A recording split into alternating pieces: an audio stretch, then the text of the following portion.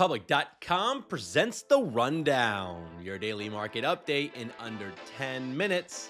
My name is Zaid Admani, and today is Monday, June 30th. In today's episode, we'll recap the market's performance from last week and what to look forward to this week. We'll also tell you about the insiders at Nvidia dumping billions in stock and President Trump's plans for TikTok. Then stick around to the end of the show to learn more about the Chinese toy company behind the Labubu phenomenon. We got a great show for you today.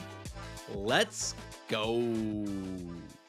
Well, it finally happened, everybody. The S&P 500 closed at all-time highs on Friday for the first time since February. The S&P was up 3.4% last week, and the Nasdaq was up 4.2%, also inches away from a record close. You know, if you told me back in April when stocks were down 20% that we'd be back at record highs before the end of Q2, I probably wouldn't have believed you, but here we are. Now, we'll have to see if this momentum carries over into the third quarter and the rest of the year. Currently, both the S&P and NASDAQ are up 5% for the year at the halfway point. Now, we do have a short week coming up. The stock market is closing early on Thursday at 1 p.m. Eastern, and it's going to be closed all day on Friday for Independence Day, so no show for us on Friday. And we're starting to hit peak summer right now where things are slowing down, but in a couple weeks, earnings season will kick back into gear. So we'll have a lot to discuss then. The vibe going into this earnings season is way different than it was 3 months ago.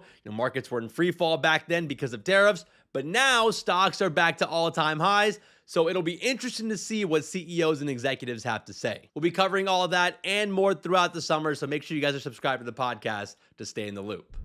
Let's run through some headlines. Starting with Nvidia. Nvidia insiders have cashed out over $1 billion worth of stock in the past year, with $500 million of that coming in June alone. Even CEO Jensen Huang is getting in on the action. He recently started selling his shares for the first time since last September. Jensen has the option to cash out 6 million Nvidia shares in 2025 as part of his current ownership sales plan, which would be worth around $900 million at today's prices. But it's not just Jensen selling 9 figures. Former Sequoia Capital Management partner Mark Stevens, who was one of the earliest investors in Nvidia, just offloaded 4 million shares of Nvidia worth around $550 million. On top of that, 2 board members and Nvidia's VP of Worldwide Operations sold a combined $216 million worth of shares. So the insiders are selling, and typically news like that would cause some sort of concern with investors and the stock price would drop. We've seen that happen in the past with other companies. But Nvidia's stock has barely been impacted by all the insiders selling. In fact, Nvidia stock hit new record highs last week,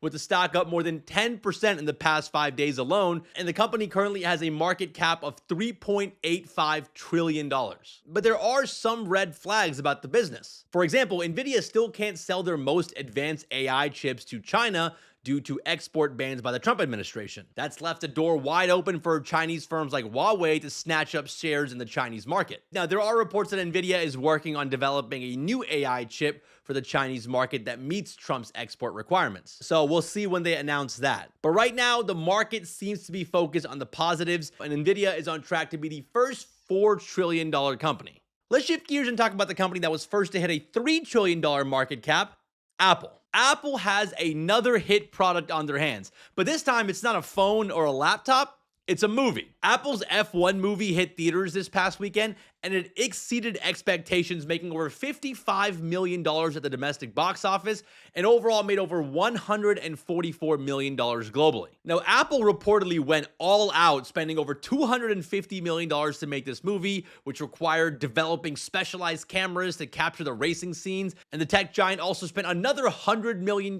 plus on the marketing.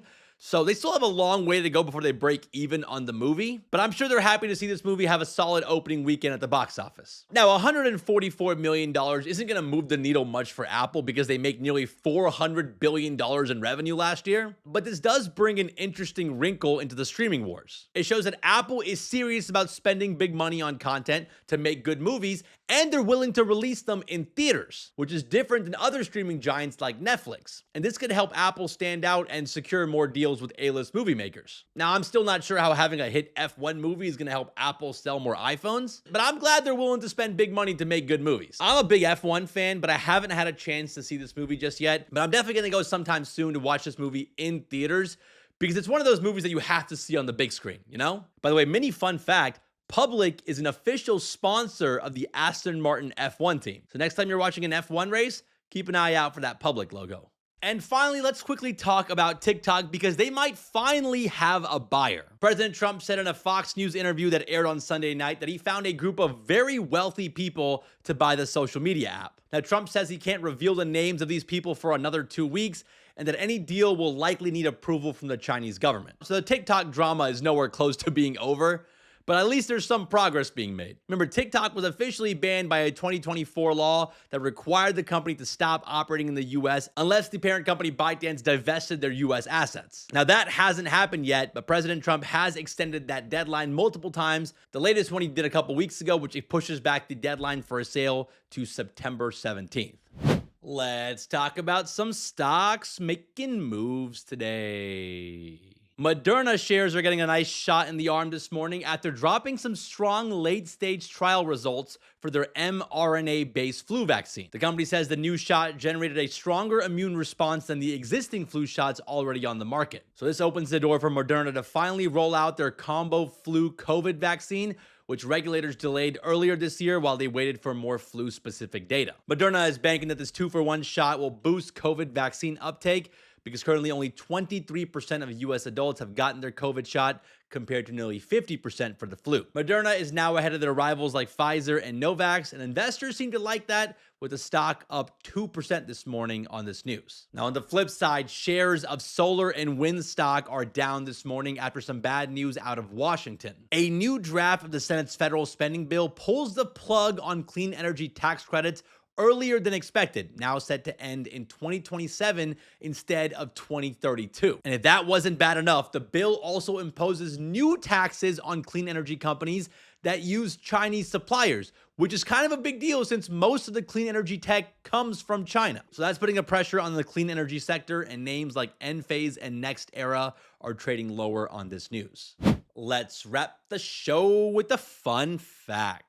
The company behind the viral plush toys Labubus is a Chinese toy maker, Pop Mart, which has a market cap of over $40 billion, which is more than triple that of legacy toy makers like Hasbro and Mattel combined. Pop Mart has been one of the hottest stocks this year. It's up nearly 200% so far. The stock is available for trade on the public app under ticker symbol PMRTY. And this company and the rise of Labubus is so interesting. I mean, people are waiting hours in line to buy Labubus, and some of these versions are selling for thousands of dollars. We found this so interesting that we did a deep dive on this whole thing, and I think it might be the best episode that we've ever done. We dive into the history of Labubus and the secret sauce behind Pop Mart's success and how they designed their entire business model around virality and a bit of addiction. So if you want to learn more about that, go check out our deep dive episode from this past weekend and let me know in the comments if you guys have a Labubu yourself. I got 3 of them for my daughter, and I'm almost too embarrassed to say how much I spent on them.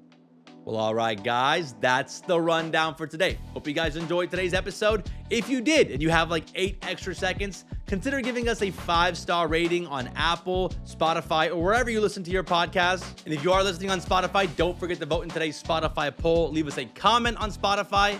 All that engagement really does help us out, and it helps other people find the show. Thank you guys so much for listening. Shout out to Mike and Connor for all the help behind the scenes, and we'll see you guys back here tomorrow.